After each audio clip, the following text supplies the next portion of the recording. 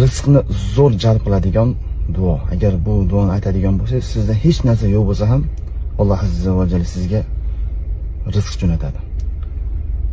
Kunlardan bir kun Rasululloh sollallohu alayhi vasallam uyda o'tirar edi, mehmon keldi.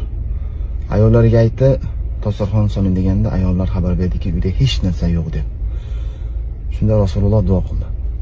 Allohumma inni as'aluka min fadlika va rahmatik fa innahu la yamlikuha illa ant. Ma'nosi, ya Rabbim Alloh, men seni fazilatingdan va rahmatingdan so'rayman. O'zing ato aylagin.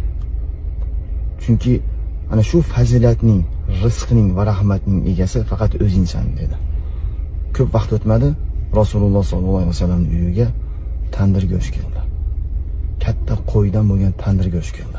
Shunda Rasululloh aytdiki, Allohning fazilati keldi, endi rahmatini kutamiz dedi.